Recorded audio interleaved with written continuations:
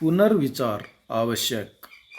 Para उच्चतम न्यायालय ने हाल ही में एक मामले में कहा है कि सरकार को समय समय पर आरक्षण नीति और इसकी प्रक्रिया की समीक्षा करनी चाहिए ताकि यह सुनिश्चित हो सके कि इसके लाभ उन लोगों तक पहुंच रहे हैं जिन्हें इसकी सबसे ज़्यादा आवश्यकता है। पैरा आरक्षण आत्मा का विषय है। सब में एक है। कर्म फलों के कारण स्वरूप भिन्न दिखते हैं। सृष्टि में जितने पशु पक्षी कीट दिखाई पड़ते हैं वे कभी मनुष्य ही थे। कर्म फल भोगने के लिए इन योनियों में गए, कल फिर से मानव बनेंगे। मानव शरीर मोक्ष द्वार भी है। इस भारतीय दृष्टि से आरक्षण मात्र सामाजिक विषय ही नहीं रह जाता। यह सभ्यता का मुद्दा न होकर संस्कृति का क्षेत्र है जिस पर विधि या प्रशासन की दृष्टि जाती ही नहीं। यह बुद्धि मात्र से समझा जाने वाला विषय होता है तो 70 साल बाद भी बढ़ता हुआ रोग नहीं बन पाता। पैरा सत्ता अट्टहास करती है, मानो सृष्टि रहने तक हम ही शासन करेंगे। दिव्यता खो बैठी है। फिर कौन हमें जगत गुरु मानेगा। पैरा इतिहास साक्षी है, लोकतंत्र में भी सत्ता पक्ष बहुमत के आधार पर अधिनायकवादी हो जाता है। मानवीय संवेदना खो बैठता है। वैसे भी क्रांति तो युवा के नेतृत्व में ही आती है। उनमें जोश होता है, आंखों में सपने होते हैं, शक्ति का महासागर होता है। सन 1990 का आरक्षण विरोधी आंदोलन युवा आंदोलन ही था। पैरा आरक्षण का विचार राष्ट्र सृजन की दिशा में उचित कहा जा सकता है, किंतु इसका केंद्रीय आधार वर्तमान होना चाहिए, न कि भूतकाल, जैसा कि वर्तमान मंडल आयोग की सिफारिशों का आधार सन 1931 की जनगणना है। पैरा जाति को इकाई क्यों बनाए। एक ही नाम की जातियां भिन्न भिन्न क्षेत्रों में उपलब्ध हैं। हर जाति में गरीब अमीर दोनों हैं। पैरा अनुसूची में नाम की समानता को आधार पकड़ लिया। तब आदिवासियों के बदलाव में ठहराव आ गए। लोग पुनः अपने पुराने जाति नामों का प्रयोग करने लगे, जैसे राजस्थान में मीणा या मीना जाति। इस भागम भाग में जाति शब्द को परिभाषित करना ही भूल गए। इंडिया दैट इज भारत की तरफ हो गया। पैरा इसका नुकसान आम आदमी भोग रहा है। यह भी हुआ है कि जिस जाति प्रथा के उन्मूलन का संकल्प किया गया था उसे पुनः प्रतिष्ठित करके विकास की धारा को ही उलट दिया। पैरा अखंडता के सपने संजोकर आज़ादी पाने वाला ही जाति धर्म में खंड खंड हो गया। युवा ने आंखों पर जातियों की पट्टियां बांध ली। आज सामान्य वर्ग का युवा बहुत ही कुंठित है इस आरक्षण नीति से।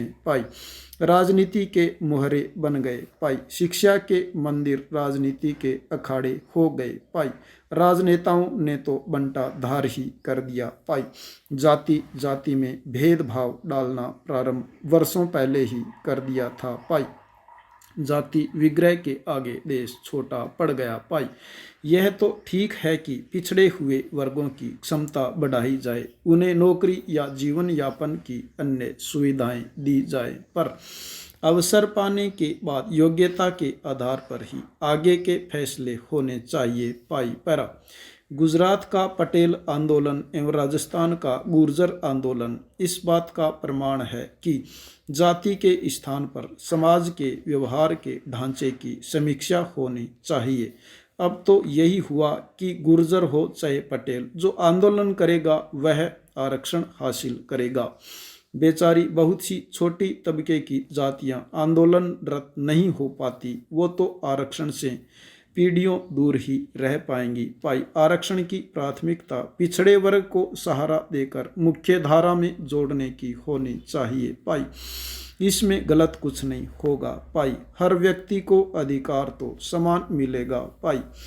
पिछले 7 दशकों में आरक्षण का गुण देश की संस्कृति, समृद्धि, अभ्युदय सबको खा गई है भाई।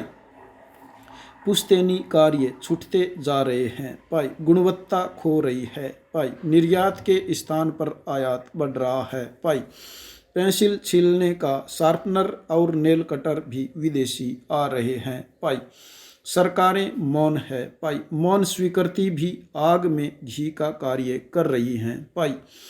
बहुमत की सरकारें भी देश हित के स्थान पर निजी स्वार्थ को ही बड़ा माने तो क्या कहना चाहिए इनको भाई। नकारा या नपुंसक भाई।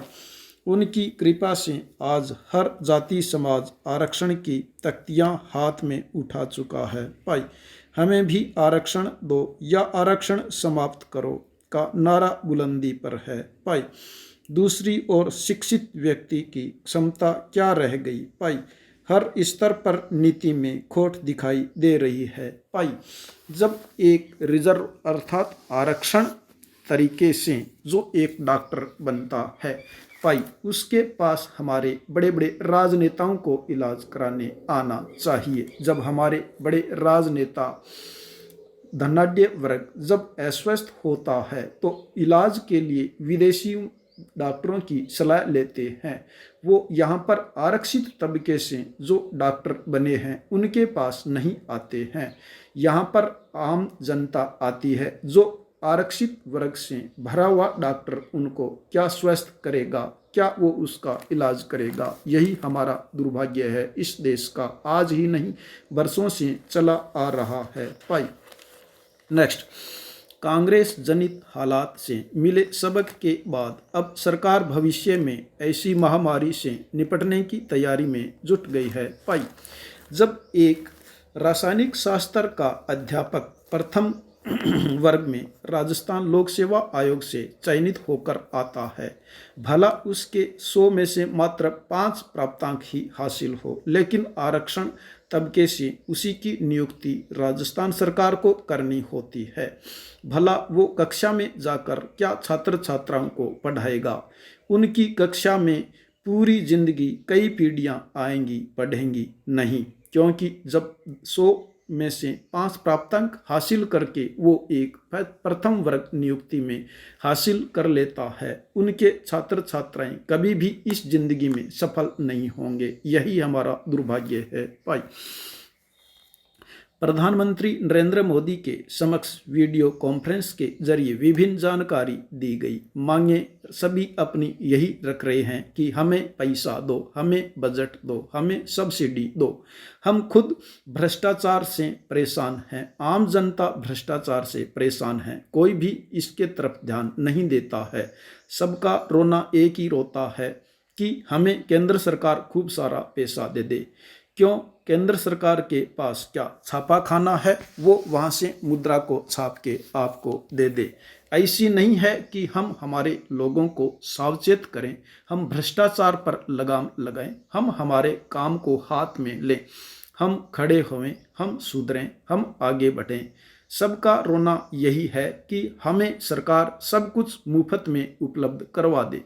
दवाई मुफ्त में चाहिए, शिक्षा मुफ्त में चाहिए, खाने को राशन मुफ्त में चाहिए, रहने के लिए घर मुफ्त में चाहिए। अब हम खाली बैठे रहेंगे तो हम उल्टे काम करेंगे, हम चोरी करेंगे, हम दूसरे काम जो अनैतिक होते हैं वो करने में भी हम आगे रहेंगे, क्योंकि हम खाली बैठे हैं। हमें सब कुछ खाने पीने की निहायत जो सुविधाएं होती है वो सरकार से फ्री में मुहैया हो जाती है, लेकिन इस तरफ कोई ध्यान नहीं देता है। गांव में अच्छे अच्छे लोग हैं जो अपने आप को बीपीएल में संलिप्त करवा लेते हैं, फिर वो बीपीएल की सभी सुविधाओं का नाजायज़ फायदा उठाकर अपने आप को आगे बढ़ने का प्रयास करता है। मनसा है सरकार से सब कुछ मुफ्त में पालें। हम ऋण लेंगे तो ऋण नहीं चुकाएंगे। हम विद्युत का उपभोग करेंगे लेकिन उपभोग करने का बिल हम नहीं चुकाएंगे। हमें सब कुछ सरकार से मुफ्त में ही मुहैया हो जाए, ये हमारी मानसिकता हो गई, जो कि अच्छी नहीं कही जा सकती।